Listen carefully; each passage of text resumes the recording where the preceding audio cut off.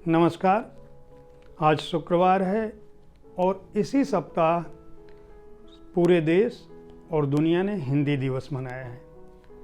ऐसे समय में साहित्य तक के बुक कैफ़े के एक दिन एक किताब में मैं एक ऐसे अनूठे काव्य संकलन के साथ उपस्थित हूँ जो तमिलनाडु की हिंदी कवयित्रियाँ, इनका संकलन है।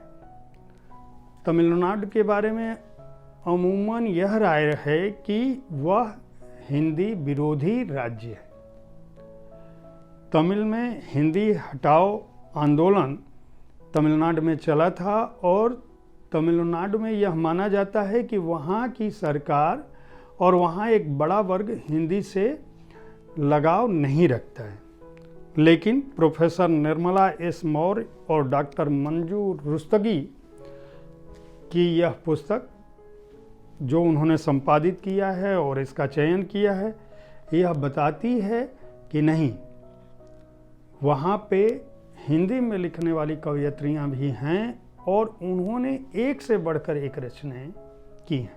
इस संकलन में कुल 55 कवयित्रियों की कविताएं संकलित हैं और मैं ज़्यादा समय न लेते हुए कहीं से भी एक एक कविताएं आपको सुनाता हूं और जिससे आपको यह समझ आएगा कि ऐसा नहीं है कि हिंदी में लेखन केवल हिंदी भाषी क्षेत्र का अधिकार है। पहली कविता है मधुधवन की, काश तुम समझ पाते, इसका शीर्षक है। प्रिय, काश तुम समझ पाते, जीवन केवल महत्वाकांक्षा नहीं, जीवन केवल अवसरवादिता नहीं, जीवन केवल षड्यंत्र नहीं, जीवन केवल जड़ें काटना ही नहीं, जीवन केवल पहेली नहीं, अपितु कांटों के मध्य उगे हुए फूलों सी मधुर मुस्कान है और तनावों के मध्य आहत मन का मानवता झील में तिरते जाना है।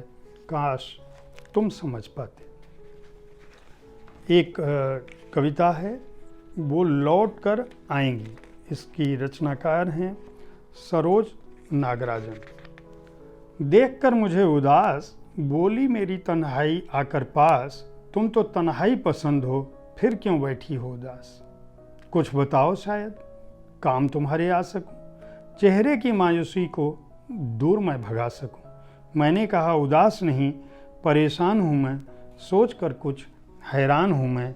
हाँ, तन्हाई में रहना पसंद है मुझको, क्योंकि मैं तन्हाई पसंद। खुश थी मैं तन्हाई में, क्योंकि वो है मेरी अपनी, पर यह तन्हाई तो है मजबूरी। एक कविता है जीवन की क्षणभंगुरता। इसकी रचनाकार है मोहनी चौरड़िया। मैं तन्हा खामोश बैठी एक दिन, निहार रही थी अपना ही प्रतिबिंब। खूबसूरत झील में कई पक्षी क्रीड़ा कर रहे थे, नाव में बैठे कई जोड़े अटखेलियाँ करती सर्द हवा को गर्मी दे रहे थे। झील के किनारे खड़े ऊंचे ऊंचे दरख्त भी हिल रहे थे, गले मिल रहे थे।